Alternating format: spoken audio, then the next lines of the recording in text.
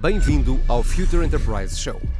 Neste episódio temos como convidado Manuel Domingues, CIO do Novo Banco. Esta conversa será conduzida por Fernando Bação, professor catedrático na Nova Information Management School da Universidade Nova de Lisboa, e Gabriel Coimbra, Group Vice President and Country Manager da IDC. O Future Enterprise Show é oferecido pela IDC Portugal e Nova IMS, em parceria com a Nextless. Bem-vindos a mais um episódio do Future Enterprise Show, um programa que pretende discutir os principais temas relacionados com o futuro das organizações numa economia cada vez mais digital. E Future Enterprise é a visão, é a framework da IDC para o futuro das organizações, uma organização que, por um lado, se quer resiliente, mas também ágil e capaz de inovar de forma contínua numa economia cada vez mais digital. E cada episódio temos um convidado, sempre um convidado muito especial, que está a criar ou a transformar uma Future Enterprise. E para apresentá-lo, tenho aqui, como sempre, o meu amigo e co-moderador, Fernando. Força. Muito bem. O nosso convidado de hoje é então o Manuel Domingues, que é o responsável pela área da IT do Novo Banco, tem também as funções de CIO. Manuel, bem-vindo. Muito obrigado por aceitares este convite para estar aqui connosco hoje. Nós temos algumas perguntas que fazemos a todos os nossos convidados e a primeira fazemos a todos e tem que ver com quais é que tu achas que são as qualidades mais marcantes na tua personalidade que, digamos, de alguma forma contribuíram para o sucesso profissional que tens tido. Quais são, assim, aquelas que te parecem mais relevantes? Há uma característica que o Gabriel já me conhece, que é dizer, sou transmontano. Isso não sendo nenhuma característica propriamente dita, não deixa de ser um aspecto importante e que está associado muito a esta visão de resiliência, de perseverança. Basta recordar o seguinte, quer dizer, eu nasci numa aldeia em Trás-os-Montes, tive que lutar para ser capaz de chegar a Lisboa, ter notas para vir para a faculdade. Os meus pais viveram na Alemanha e, portanto, acabei por ter pouco contacto com eles. E isso dá uma resiliência e uma vontade de nunca desistir, que eu acho que é um dos aspectos fundamentais que me tem ajudado bastante e que tenho transmitido também aos meus filhos, que é, nós em cada momento não podemos pensar que vai aparecer tudo fácil, que vai tudo seguir conforme nós estamos à espera, que a vida é justa. Não. Pelo contrário, acho que temos de ser capazes de nos preparar para a mudança, uma visão constante de mudança por um lado e uma perseverança e uma resiliência que em cada momento nos leva a que cada desafio, mais do que ser um problema, é uma motivação para sermos capazes de fazer diferente. E depois, um aspecto não menos importante, o orgulho. Eu acho que há aqui um aspecto, o orgulho de sermos capazes de gostar do que fazemos, defender aquilo que fazemos e sermos capazes também de que em cada momento, em cada empresa, em cada função que se representa, ter orgulho e prazer naquilo que se faz. E depois defendê-lo. E defendê-lo perante nós próprios, perante o resto do mundo e não baixar os braços. Eu acho que essa é a parte que no final do dia eu gosto de referir, que é não desistir. Nunca se desiste. É uma boa fórmula, não é? Sim, sem dúvida. Eu gostei muito da descrição em geral, mas em particular a vida não é justa, não é? A vida é como é. Nós hoje em dia temos muito aquela obsessão de que a vida deve ser justa, mas a vida umas vezes é justa, outras vezes é injusta e nós temos de nos adaptar e ser capazes de ultrapassar as iniquidades que possam aparecer sem olhar para trás. Não é? E o tema da resiliência e da agilidade que mencionaste, no fundo, também está incorporado naquilo que é a visão da IDC para o Future Enterprise. Temos aqui, acho que as componentes essenciais, mas falando sobre resiliência, como é que tu vês o setor da banca hoje?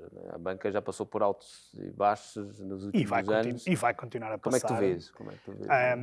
Olha, eu acho que o setor da banca tem aqui um aspecto fundamental que às vezes parece que nos esquecemos um bocadinho, que é fundamental para o funcionamento da sociedade tal qual a vemos hoje. Aliás, o Covid veio mostrar muito isso. E mesmo a preocupação, e os bancos estão a acabar. Não, pelo contrário. Cada vez mais, o que é que nós vemos? Vemos que o setor da banca é quase um setor, não é quase, é exatamente um setor de serviços primários. E vimos isso na fase do Covid. Quem é que foram as organizações que durante a fase do Covid se mantiveram a funcionar em pleno? Uma delas foi a banca. Os balcões dos bancos estiveram permanentemente a funcionar. Obviamente tivemos problemas, houve balcões que tivemos que fechar por questões de saúde, mas no final do dia os bancos conseguiram demonstrar que estavam e continuam presentes na sociedade, a fazer parte da sociedade, como parte integrante de um serviço básico da sociedade. Portanto, desse ponto de vista, eu acho que foi uma demonstração clara que os bancos não são um problema na sociedade como costumamos olhá-los nos últimos tempos, por tudo o que lhes tem acontecido, mas fazem parte de um serviço básico e prestam um serviço básico à sociedade. E desse ponto de vista, não tenho qualquer dúvida a dizê-lo que a Banca Nacional não ficou atrás, pelo contrário, fomos capazes de fazer, reagimos bastante rápido no tema da pandemia, fomos capazes de ir atrás das soluções e fomos capazes também de demonstrar que não somos propriamente um dinossauro contra depois umas opções de fintechs, ou quer que seja. Não, pelo contrário. Nós fomos capazes de mostrar que somos resilientes também, e tendo em conta que chegámos ao Covid como chegámos depois de todos os outros problemas, e no nosso caso em particular, com perspectivas ainda mais particulares, e a visão que me parece claro é que a sociedade hoje, com o sistema financeiro integrado, tem vindo a funcionar melhor, temos muita coisa para resolver, temos muito trabalho ainda para fazer, mas claramente a área financeira faz parte do dia-a-dia da sociedade e tem feito um serviço à comunidade. E falasse em resiliência e no final nós vamos perguntar-te aqui os livros que tu recomendas, mas há um livro que eu gosto muito que é o Anti-Fragile, do Nicholas Nassim Taleb, que escreveu também o Cisne Negro, que fala que, ou seja, define um conceito ainda mais à frente da resiliência, né? Que é ser antifrágil, que é à medida que sofre impactos, sai mais forte desse impacto. Achas que a banca, além de ter sido aguentado, saiu mais forte dessa pandemia? É o princípio do transmontano, não é? Os impactos só nos tornam mais fortes. Uma das expressões transmontanas, que é uma declinação do resto, que é o que não nos mata faz-nos mais forte. Não é? Não é propriamente uma expressão transmontana, mas tem muito a ver com o dia-a-dia entre os montes e a dificuldade e aquilo que nós hoje vemos, se andarmos 40 anos para trás. Eu tenho 55, saí de lá com 18, quando vim estar para Lisboa, e entre o que é hoje e o que era na altura, há uma diferença brutal. E, portanto, desse ponto de vista de resiliência e daquilo que agora se transportado para os bancos podemos fazer, é que o que eu acho, parece claro, é que nós estamos mais resilientes agora do que estávamos há 7 ou 8 anos atrás. Fez-se um esforço muito grande de melhoria e, claramente, há aqui um efeito de transformação. Ou seja, se tudo correr bem, é aquele velho princípio, as pessoas só aprendem a levantar-se se caírem. E esse é um aspecto que nós ensinamos aos nossos filhos desde o primeiro momento. Ninguém aprende a levantar-se se não cair.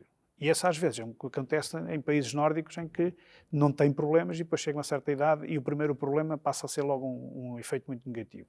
No caso da banca, sim, temos problemas como todas as organizações e ganhamos alguma coisa com isso, aprendemos a recuperar.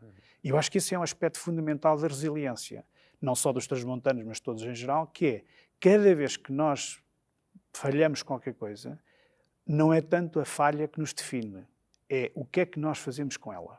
Qual é a decisão que fazemos? Porque todos nós vamos falhar, todos nós vamos ter problemas, todos nós vamos nos arrepender de fazer coisas e todos nós chegamos a situações que não sabemos sequer como é que chegámos lá.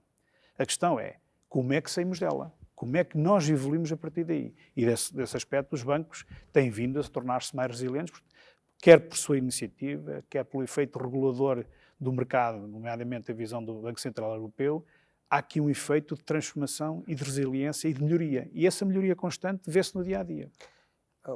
Ainda em relação à questão da resiliência, não queremos estar só a falar de resiliência, mas talvez seja importante. Há pouco falaste do problema do Covid, desta pandemia pela qual tivemos que passar. E, na verdade, ainda estamos a passar, ainda não sabemos exatamente como é que o futuro será. Sim. Mas, obviamente, tu falaste há pouco, teve um impacto muito significativo, os bancos foram muito rápidos a recuperar. Como é que foi especificamente no caso do Novo Banco? Mandar toda a gente para casa e por aí? Tu estás na área central para permitir todas estas alterações de um dia para o outro. Como é que foi a experiência nessa altura? Eu sei que não saíste do escritório, não é? Tu fosse uma das... Sim, eu sou daqueles que continuaram a ir. Fomos poucos, mas mantivemos. No nosso caso temos uma vantagem, que eu acho que é uma vantagem interessante, que é a equipa de continuidade de negócio do banco está dentro do IT. Nem todos os bancos têm essa abordagem, nós temos-la, e revelou-se claramente um fator diferenciador. Só para ter uma ideia, ao fim da primeira semana nós conseguimos criar condições para ter 1000 pessoas em casa.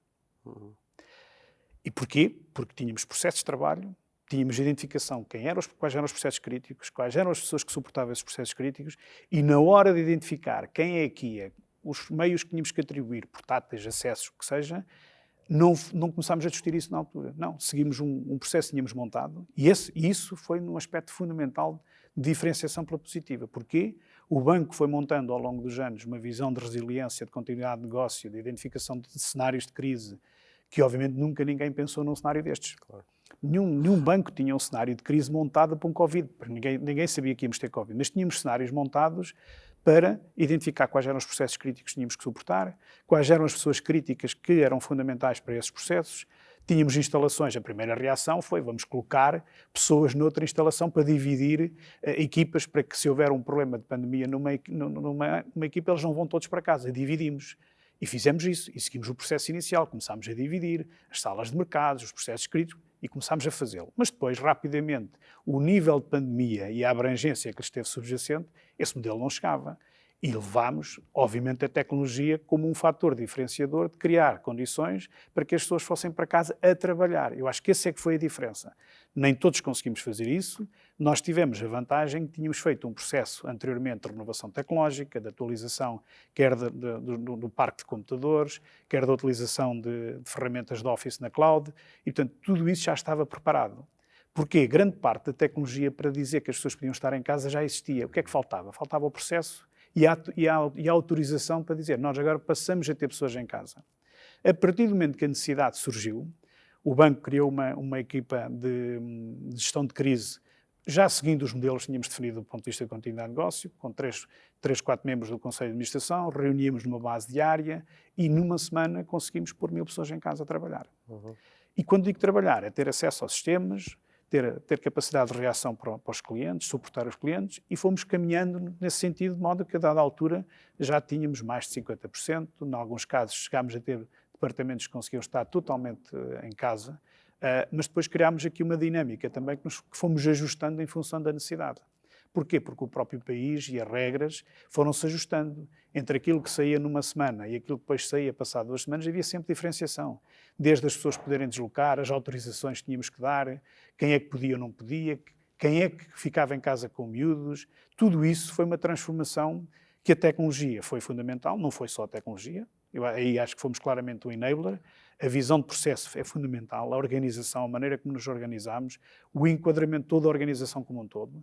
O banco, nesse aspecto, teve uma grande vantagem, para além da visão tecnológica que eu digo, habituámos-nos a sobreviver a problemas. Quer queiramos, quer não, o banco criou condições de resiliência e de sobrevivência que, numa situação destas, tornou-nos mais fortes e mais unidos para conseguirmos, mais uma vez, um objetivo comum. E, nesse aspecto, obviamente, olho para trás com orgulho. Porquê? Porque a tecnologia foi capaz de ser um enabler, fomos capazes de entregar soluções, e criámos capacidade para que os nossos colegas, de forma transversal, pudessem estar em casa com segurança e continuarmos a ter o banco a operar.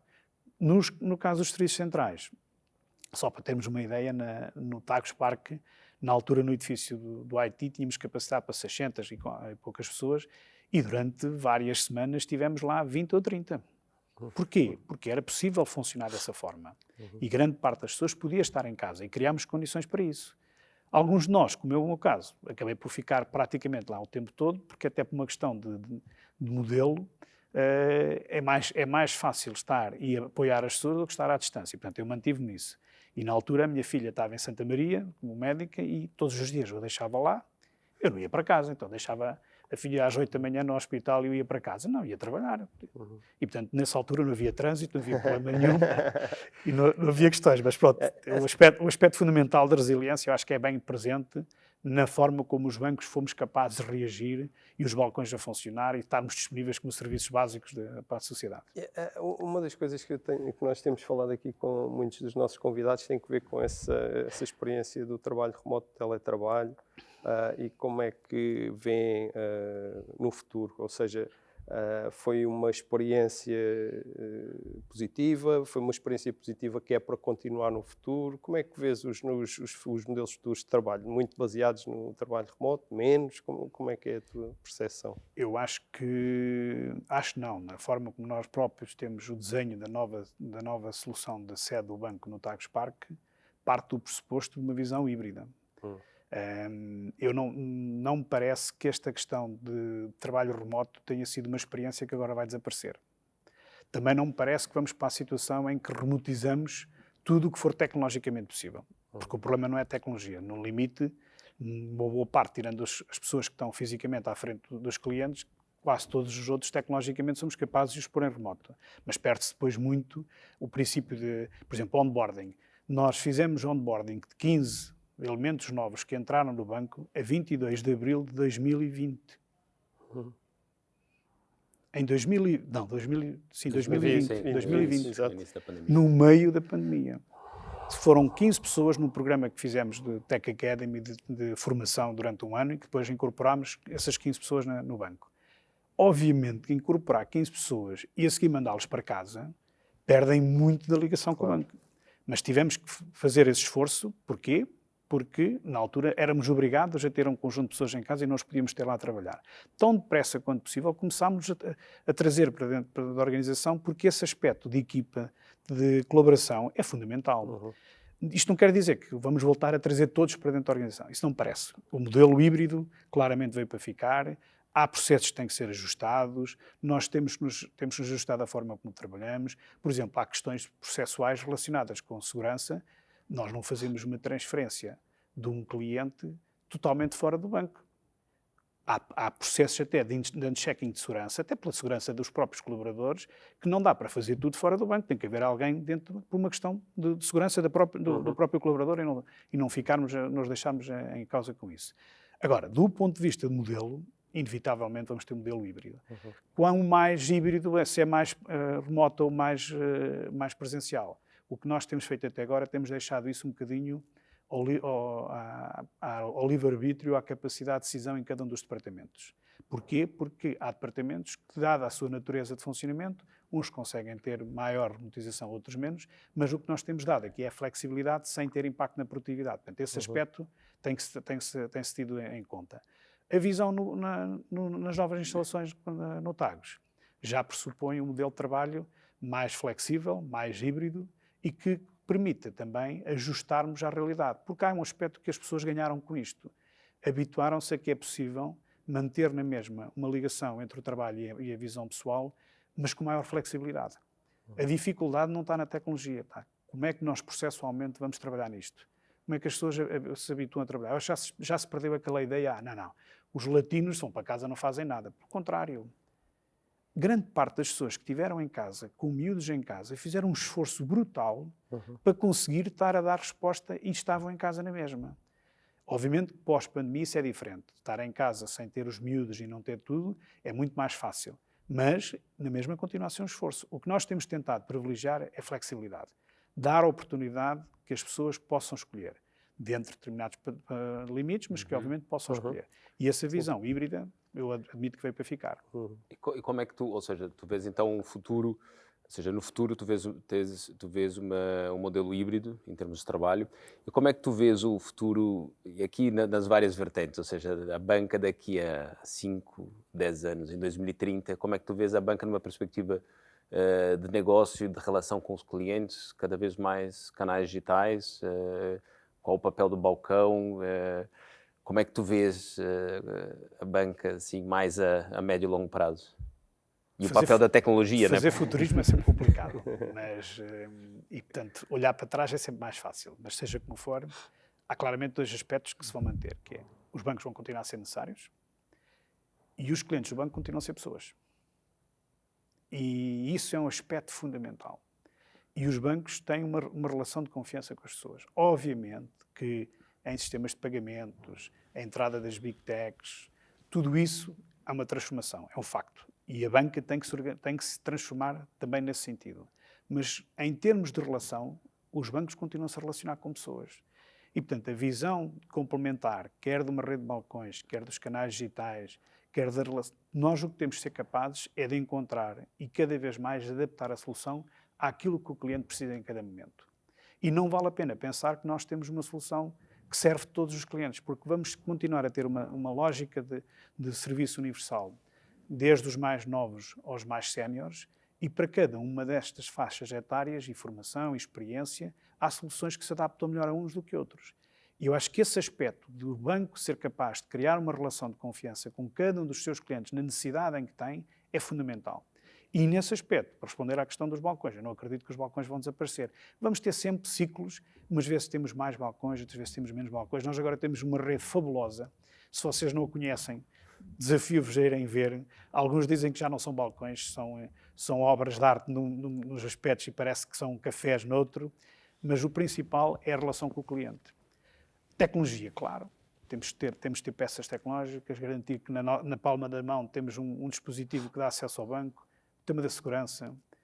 É fundamental que nós cada vez mais continuemos a preocupar-nos com os temas de segurança, não tanto só do nosso lado. Nós somos atacados todos os dias, mas o problema não somos nós, é os nossos clientes. Como é que os nossos clientes são atacados? Como é que nós podemos ajudar os clientes? E esse aspecto de confiança é fundamental. E, portanto, para responder à pergunta, os bancos que sobreviverem vão ter que ser bancos, certamente, com potencial de dimensão maior, mais pequeno. Há de haver mercado em que vamos ter bancos que continuam em nichos de mercado, há bancos que vão continuar a ter uma visão transversal. A transformação da área de pagamentos e a automação e a interação com empresas, com Big Techs, o facto dos dispositivos móveis, os pagamentos fazerem parte do dispositivo, tudo isso vai se alterar. Mas vai continuar a haver necessidade de banco, vai continuar a haver e vamos ter que nos transformar. Um bocadinho aquilo que eu disse no princípio. Uma coisa é certa, ficar igual não fica. Eu acho que a única coisa que eu vou conseguir acertar, os bancos que estão daqui a 5, 10 anos, é que vão ser diferentes dos dois. Vai ser diferente, exato. Eu acho que essa é a parte que nenhum de nós falha. Exato, mas... Como é que vão ser, nenhum de nós vai conseguir acertar. Agora, uma coisa é certa, do outro lado vão continuar a haver pessoas. Esses é que são os nossos clientes. E essas pessoas vão ter que ter um rosto humano do nosso lado e confiança e saberem que podem confiar naquilo que estamos a entregar. E adaptar-nos. Manuel, tu há pouco já introduziste aí uma parte que nós gostávamos de falar um bocadinho, que tem que ver com o que a gente pode chamar o unbundling do negócio bancário e que tem aqui dois conjuntos de concorrentes muito importantes. Uns são as grandes Big Techs, aquelas grandes empresas, de uma forma ou de outra, estão com um olho em muitos dos negócios tradicionais e têm uma escala enorme. E, por outro lado, há estas fintechs que aparecem todos os dias, que normalmente são muito especializadas em áreas muito específicas do negócio, mas de uma forma ou de outra vão fazendo alguma moça, digamos assim, no negócio bancário em geral, tal como é concebido pelos incumbentes.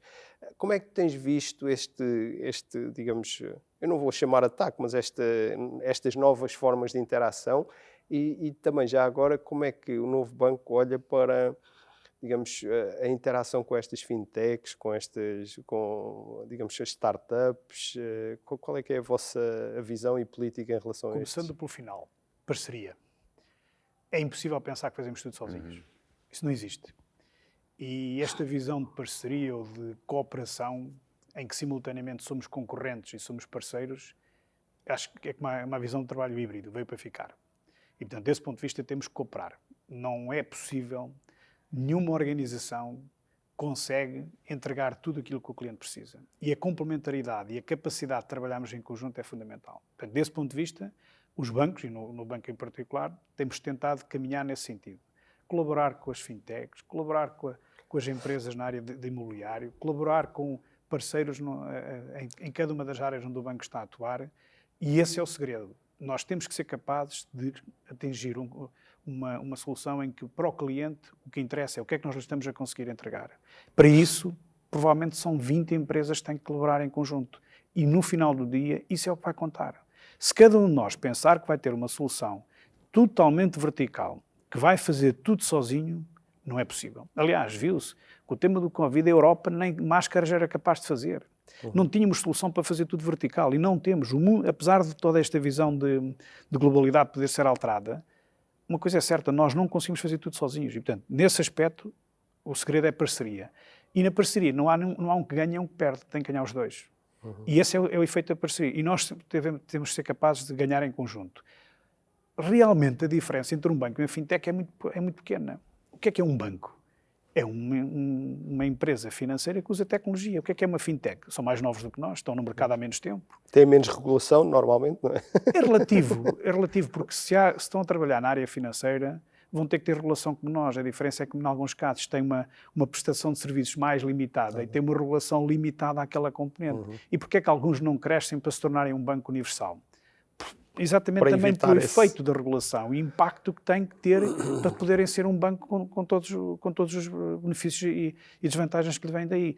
Mas, realisticamente, uma fintech e um banco continuam a ter um objetivo fundamental. Têm um cliente para servir. E usam tecnologia para o fazer. Mas são empresas financeiras, não são tech-fins. O objetivo final é o que é que essa instituição está a oferecer ao cliente. Está a oferecer serviços financeiros, umas vezes mais encapsulados, outras vezes menos encapsulados, mas continuam a ser serviços financeiros que usamos tecnologia para o efeito. A grande diferença é a idade que têm. Há quanto tempo é que estão no mercado? Começaram num greenfield, lançaram processos novos, são nativos digitais. Os bancos, se olharmos a comparação entre um jogo, cada vez que alguém olha para um banco, o que é um banco hoje? É tecnologia, mas não é só tecnologia. Continua a vender serviços financeiros, vende risco, assume risco, tem relações de confiança com clientes. E o que é uma fintech? Continua a vender serviços financeiros, usa tecnologia. Onde é que entram as big techs no meio disto tudo? Grande parte das big techs, enquanto sentirem que têm maior revenue stream a venderem soluções tecnológicas aos bancos, não se vão transformar em bancos. Porque, nesse caso, vão ter que ter uma solução diferente. Agora, isso não quer dizer que não haja mercado para que a área de pagamentos ou outra se altere. É inevitável. A desintermediação financeira está a acontecer cada vez mais. Seja na parte de crédito pessoal, na componente de habitação, os bancos não podem fazer tudo. Isso eu acho que esse é um aspecto que veio para ficar. Manuel, falasse aqui há pouco sobre, enfim, sobre as fintechs e a banca, portanto, ambos são empresas focadas no mercado financeiro, ou seja, o negócio, serviços financeiros utilizando tecnologia, não é? A grande diferença, para além da idade, é, olhando para a capacidade de inovação, hoje as fintechs têm mais capacidade de inovação do que a banca tradicional. Não acredito. Ou não? Eu não acredito. Eu acho que nós temos uma grande capacidade de inovação. A diferença é que nós temos um backlog maior, e temos também uma visão que é, quando se começa em greenfield, é mais fácil andar mais rápido, certo. Mas passado algum tempo nós estamos legacy. E o legacy não é um aspecto particular de um banco tradicional. Uma fintech, ao fim de algum tempo, tem legacy como um banco. Mais uma vez, voltamos àquilo que eu disse há pouco. Não é de onde é que nós chegamos, é como é que decidimos fazer daí para a frente. E nesse aspecto os bancos têm capacidade de inovação. E mais uma vez volto a usar o exemplo do Covid. No Covid foi uma das situações em que os bancos foram capazes de demonstrar capacidade de inovação e, inclusive, demonstraram perante os clientes, estavam próximos deles, coisa que algumas das fintechs não tinham estrutura porque não tinham processos montados, não estavam preparados para responder a uma situação como a do Covid. Por exemplo, os balcões, só para pegar num exemplo. Os balcões podem desaparecer, que agora os clientes só interagem digitalmente com os bancos. Isso não é verdade. Isso não existe. E, portanto, quem não tinha uma estrutura, uma rede comercial como os bancos têm, não foram capazes sequer de ajudar os clientes. Porque tinha que haver uma série de situações, havia necessidade física. E isso faz a diferença. E, portanto, nessa perspectiva, não acho que nem tenhamos menos capacidade de inovação, nem mais capacidade. Temos características diferentes, mas no final voltamos sempre ao mesmo. Um cliente para servir e para satisfazer do ponto de vista da necessidade financeira. Mas olhando aquilo que foi a evolução nesses últimos, se calhar, 10 anos, ou nos últimos 5, com o tema da transformação digital, que veio muito pela pressão de novos players a entrarem no mercado, porque a tecnologia, como a cloud, mobile, etc., estavam mais disponíveis e, portanto, isso facilitou a criação de novas empresas que foram lançando novas soluções e obrigou aos incumbentes, às empresas que dominam o mercado, a fazerem também a sua aceleração. E vai continuar. E a minha pergunta é como é que vocês estão a fazer essa transformação, essa aceleração da transformação? Ou seja, estou a referir-se um bocado àquilo que foi possível e aquilo que foi feito com o Covid, e toda a resiliência e toda a inovação, mas a verdade é que nesses últimos 5, 6 anos o que nós temos visto é que as empresas, como o Novo Banco e outros grandes bancos e grandes organizações, têm repensado a sua estrutura organizacional para poder acelerar ainda mais essa transformação, essa inovação. Vai-se criando departamentos focados nos canais digitais ou na transformação digital e à medida que esses departamentos vão se desenvolvendo, a organização vai tendo cada vez mais um DNA mais digital e vai, no fundo, sendo capaz de desenvolver o digital by design em todas as componentes. Mas isso é um longo processo, não é? É um longo processo que nós temos visto em todas as grandes organizações mundiais. Como é que vocês estão a fazer esse processo? Ou seja, como é que vocês se reorganizaram? Como é que o IT interage com o negócio ou com a área de transformação digital? Queres dar-nos aqui uma visão de como é que vocês estão a fazer esse caminho? Eu diria que isto não é uma coisa que começou ontem. Ou seja, aliás, hoje chamamos de canais digitais, há uns anos atrás chamávamos de canais diretos. A diferença é o que é que estamos a fazer para que a tecnologia, mais do que ser o front-end para o cliente, apareça quase como invisível. E nesse aspecto, a transformação não é só tecnológica, há uma forte transformação de processo. Nós começámos ainda no tempo do Banco Espírito Santo uma coisa que chamávamos back-office zero, que era retirar dos balcões toda a carga administrativa que podia ser transportada para um departamento central, neste caso as operações. Para quê? Para que os balcões estivessem livres de toda a papelada e tivessem capacidade de interação e tempo comercial. Nessa altura, com a tecnologia que havia, com os processos workflow, automação, fomos transformando mais do que da tecnologia do ponto de vista de processo de trabalho. E essa transformação tem vindo cada vez mais a caminhar numa lógica de automação, de redução da utilização de papel, da forma de interação automática, de repensar e de reengenharia dos processos, porque senão só pusemos tecnologia, vamos continuar a gastar dinheiro, mas não vamos tirar capacidade. E, portanto, a transformação digital não é uma coisa que parece ao banco agora como uma nova panaceia de resolução dos problemas. Não, é uma evolução natural e um esforço de transformação que não é muito no front-end. Muitas das vezes olha-se para a transformação digital como o front-end que o banco oferece aos seus clientes, as apps, o acesso à informação. Isso é parte da transformação. Grande parte da transformação está por trás, está nos processos internos, na forma como fazemos diferente. Nós não vamos conseguir vender crédito mais rápido, sermos capazes de reagir mais depressa só porque temos uma app bonita. Ou temos processos de trabalho internos oleados, a funcionarem, otimizados e que usam tecnologia como enabler, ou a aplicação bonita depois no final tem um conjunto de anões, passa a expressão, a fazer o trabalho e que não conseguimos fazer em tempo útil. Portanto, eu quando olho para a questão da transformação digital, e no nosso caso constitui-se um departamento específico para o efeito até fazer um enabler interno de garantir que andávamos com uma aceleração mais rápida, mas isto não é uma coisa, não nascemos ontem para isso. Isto é um processo contínuo que temos vindo já há algum tempo a transformar e vamos continuar a transformar. E grande parte da transformação, o desafio não é só no front-end. É como é que os processos internos se adequam, como é que os vamos conseguir otimizar e como é que a tecnologia nos ajuda. Depois, os processos de trabalho interno, a forma como as equipas se organizam, a maneira como somos capazes de nos orientar para projetos e, simultaneamente, termos um banco que funciona 24/7, 365 dias por ano e que está operacional, porque o cliente, quando precisa de interagir connosco, é fundamental que nós não falhemos. E esse aspecto é crucial. E, portanto, não há transformação digital se nós não continuarmos a merecer a confiança dos clientes. No dia em que eles precisarem de interagir connosco, nós estamos de lado.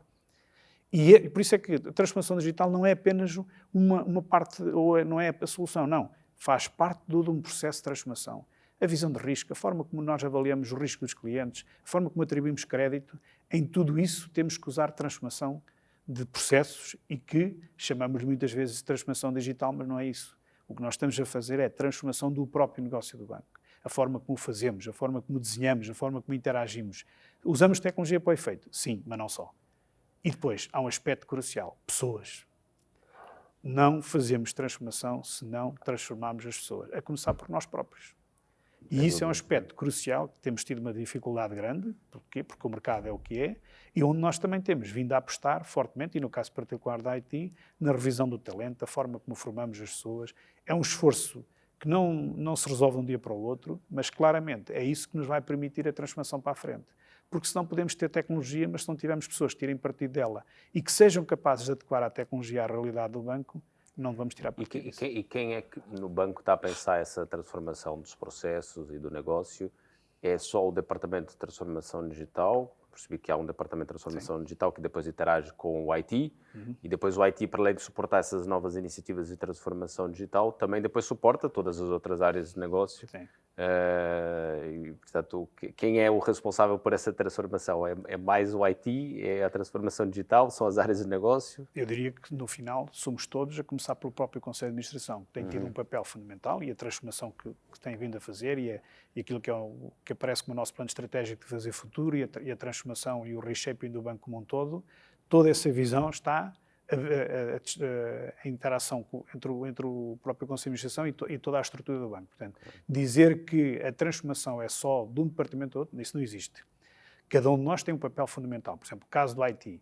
Aprovámos recentemente uma revisão do nosso plano estratégico para os próximos 3 anos, em que grande parte dessa transformação tem 2 componentes. Uma do próprio IT para o resto do banco, em que medida é que nós somos enabler para o resto do banco, em que medida é que interagimos com as equipas de organização, de operações, de marketing, do modelo do banco digital, a visão de ligação às empresas, e aí é o IT como enabler e transformação para garantir que temos uma base tecnológica mais plataformizável, mais eficiente, menos dependente de tecnologias que depois não dominamos, e depois toda a transformação de dentro do próprio IT. Processos, organização, talento, a forma como nos organizamos, o modelo de governo. E da mesma forma que nós estamos a fazer isto no IT, temos um plano estratégico que foi aprovado em todos os fóruns do Banco, Conselho de Administração Executivo, GSB, comunicado ao Banco Central Europeu, comprometemos com planos efetivos. O banco não é só isso. Temos a transformação digital com planos, temos a componente de marketing estratégico, a visão do que é que nós queremos ser, como é que queremos transformar o cliente, como é que nós nos aproximamos do cliente, o próprio banco, do ponto de vista ético, qual é a estrutura, o que é que caracteriza a cultura do banco, tudo isso está em transformação. E, portanto, dizer que há um departamento que tem essa responsabilidade, eu diria que nós estamos colegialmente a trabalhar nisso, organizados à volta, obviamente, de um Conselho de Administração Executivo que tem vindo a querer transformar, e no caso particular do IT, sim, temos uma responsabilidade direta sobre o IT, no caso da equipa de transformação digital, tem uma visão de transformação digital e, obviamente, interagimos todos de uma forma bastante coesa. Estamos tão coesos e tão eficientes quanto gostaríamos? Não. Temos muito trabalho para fazer, claro que sim. Temos um objetivo de caminhar em conjunto e atingir e melhorar o que temos hoje. Bem. Bom, eu já sei que fazer previsões é difícil, em particular para o futuro, mas há aqui uma pergunta um pouco especulativa que eu acho que é interessante e que tem que ver com a tecnologia. Portanto, temos estado aqui a discutir, por um lado, a urgência da tecnologia, por outro lado, a aceleração da adoção. Hoje em dia temos múltiplas promessas para o futuro.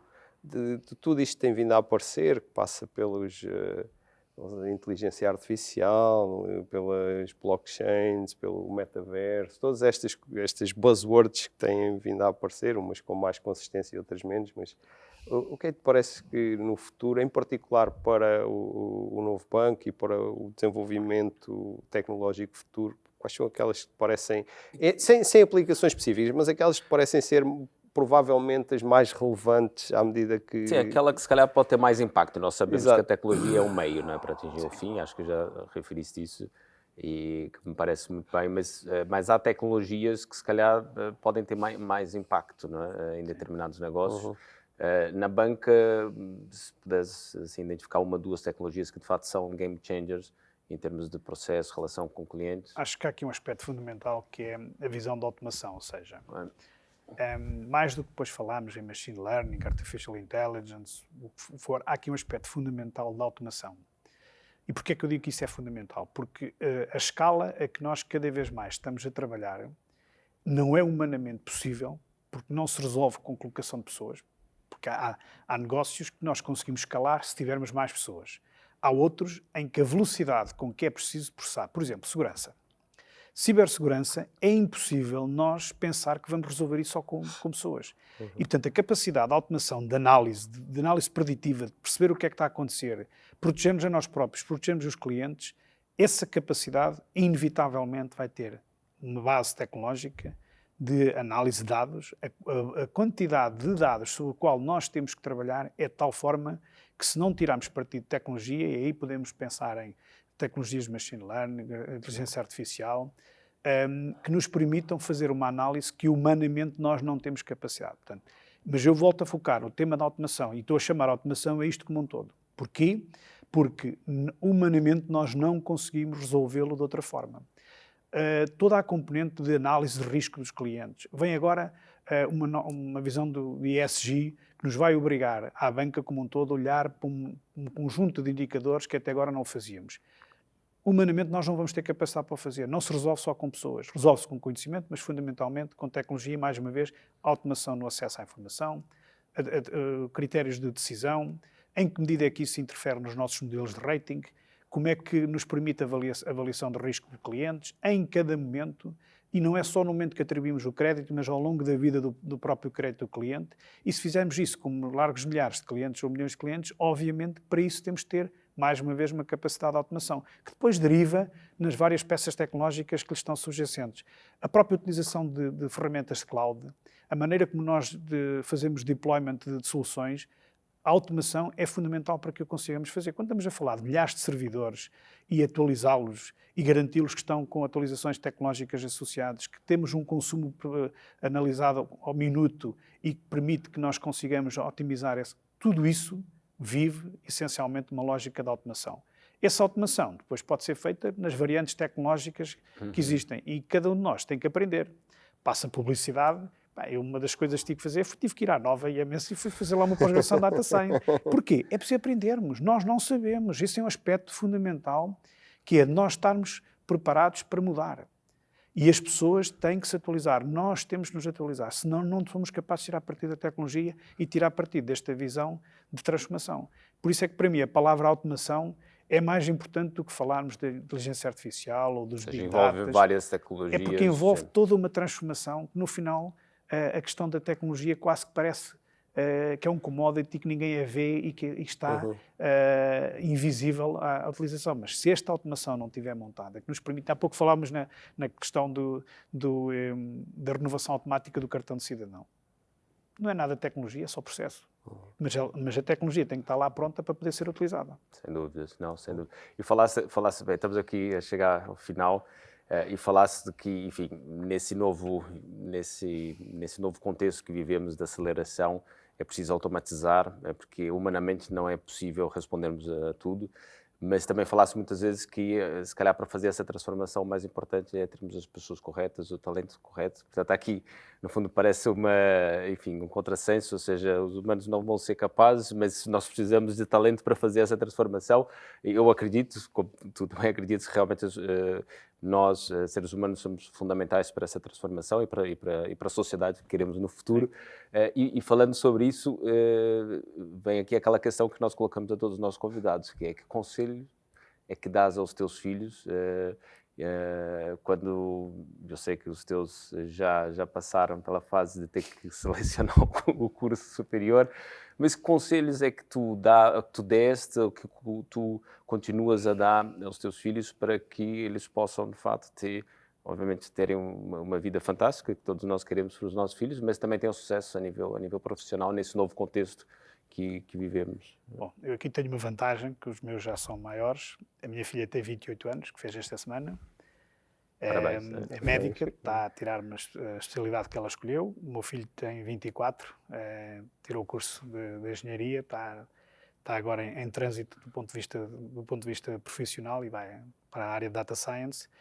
O conselho que eu pelo menos, dei aos meus e que tenho mantido é, por um lado, aquela visão de resiliência nunca se desiste.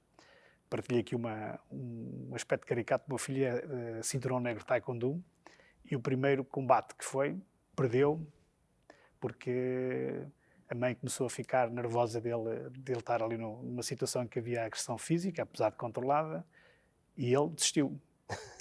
Foi a primeira e última vez. Nunca mais desistiu. Falei com ele, só para ter uma ideia, o cinto dele tem em coreano, nunca se desiste.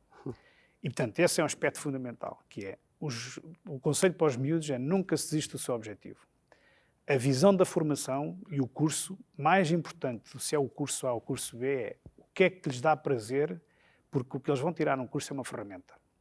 Pode não ser aquilo que eles vão fazer para o resto da vida, mas é uma ferramenta fundamental que os ensina a pensar e que lhes permite ter uma ferramenta base a partir daí que vão evoluir. minha filha, como disse, tirou o curso de Medicina, não foi por aí que começou, a primeira vez não conseguiu, foi para a farmácia, não quis, voltou aos exames, melhorou, foi para a Medicina.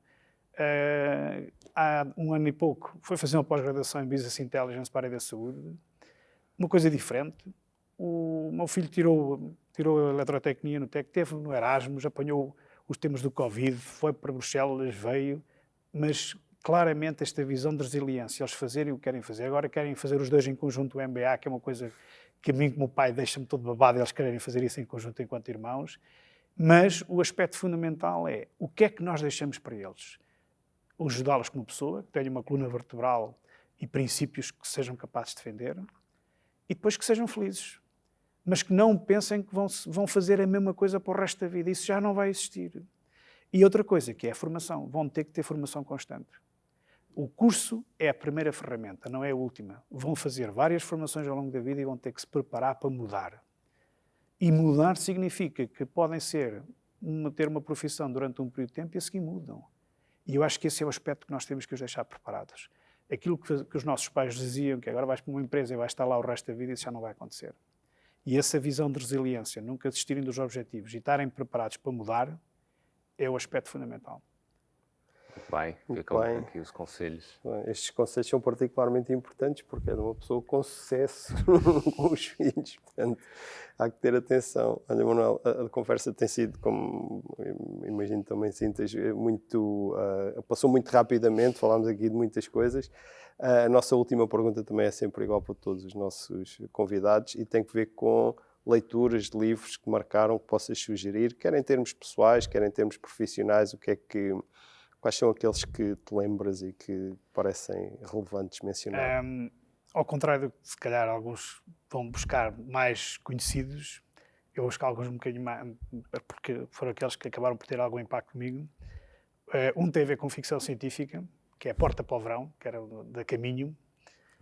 É um livro interessante, pequenino, mas que basicamente conta a história de um engenheiro que foi enganado pelo amigo e pelo namorado dele, que roubam a patente daquilo que ele tinha desenvolvido de robótica e depois acaba por adormecer para acordar 30 anos mais tarde, depois volta no passado, enfim. O principal daquilo que interessa é, apesar de todas as adversidades, ele não desistiu.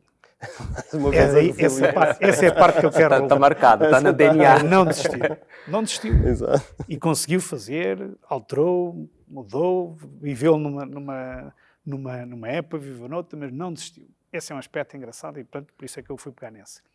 Há uma parte que eu diria que é simultaneamente pessoal e profissional, que é a visão de conjugar as emoções com o racional.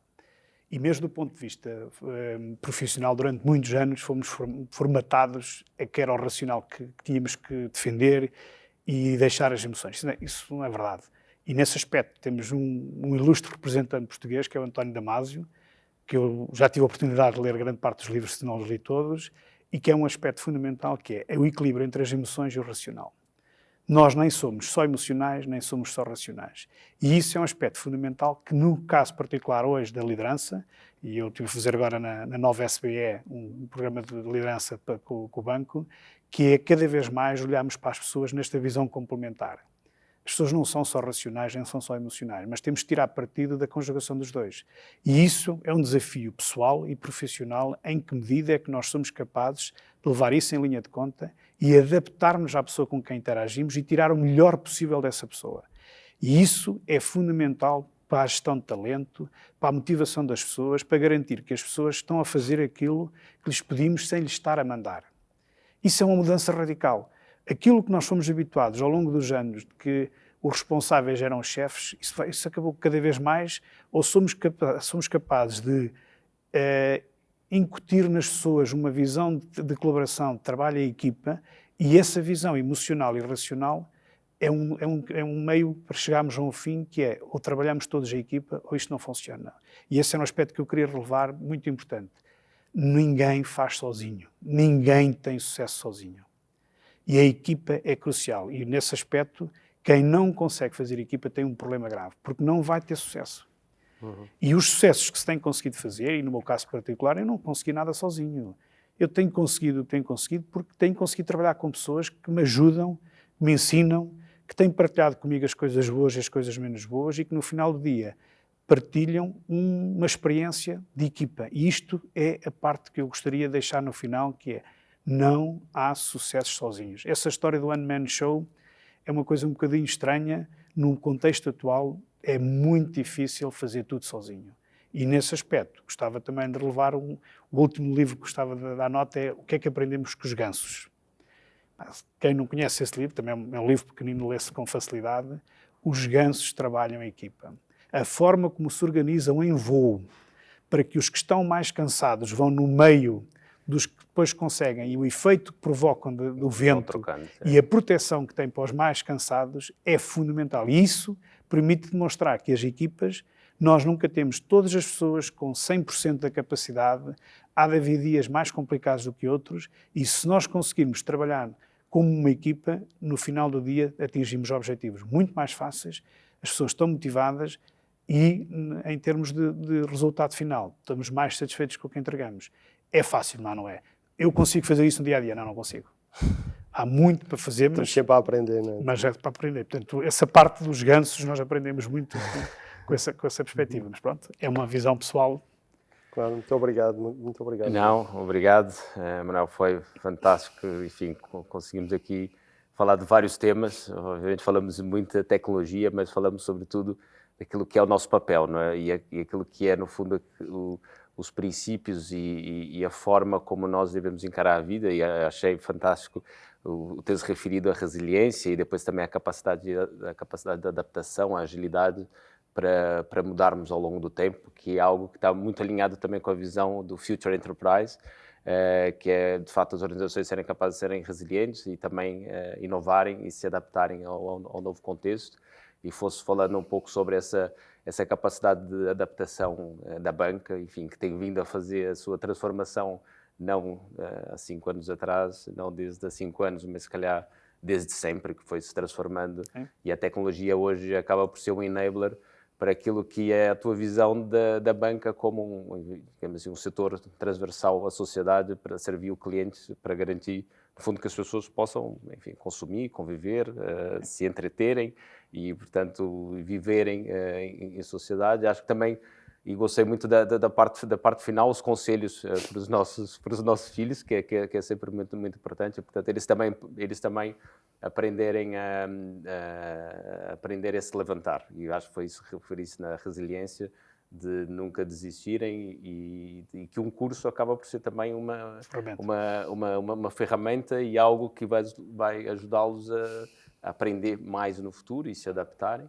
E ficar aqui também, acho que boas sugestões de leitura. Acho que o tema da neurociência está, obviamente, hoje no topo da agenda por questões de gestão de equipas, por questões de marketing, de vendas, mas realmente temos um António Damasio que, no fundo, tive o privilégio de ouvir falar numa conferência do... Fico aqui as sugestões e depois no final do dia também nós todos somos animais e temos muito a aprender com a natureza e portanto fica aqui a sugestão de olharmos para os gansos, como fazem os gansos e trabalharmos em equipa e acho que isso tem-se visto muito não só a nível empresarial, mas enfim, quem segue o ciclismo, Fórmula 1 e outros desportos como o futebol que estamos agora em período, sabemos que são as equipas que fazem as grandes vitórias e portanto acho que foi uma conversa fantástica.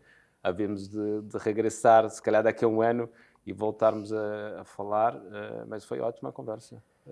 Sem dúvida, a conversa foi ótima e o Gabriel cada vez faz melhores resumos das nossas conversas, porque ele agora aqui neste resumo apanhou tudo aquilo que fez um highlight muito, parece quando muito as conversas são boas é mais fácil fazer o resumo e portanto acho que fluiu muito bem. Sim. Eu da minha parte a única coisa que queria era agradecer-te por esta disponibilidade, por esta excelente conversa que aqui tivemos e como disse o Gabriel, vamos ver se marcamos uma daqui a um ano, uma nova conversa para continuarmos aqui alguns pontos que me parecem interessantes. Eu é que agradeço. Relembro uma coisa que todos nós sabemos, que já vem de Charles Darwin, que é: não são os mais fortes que subsistem, são os que se adaptam. E esse, eu acho que é o nosso segredo, é adaptar-nos. Não nos conformarmos com o que temos e conseguimos adaptar. E é daí que vem a resiliência. Resiliência e adaptação. Obrigado, Manuel. Obrigado, eu. E assim terminamos mais um episódio do Future Enterprise Show, uma iniciativa da IDC, em parceria com a Nova IMS, com o apoio da Nexcellence. Muito obrigado e até breve.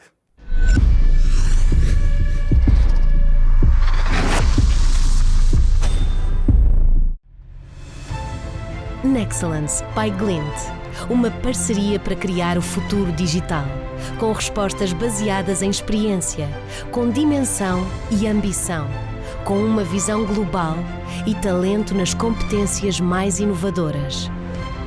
Nexcellence, powered by Glint. Knowledge to empower.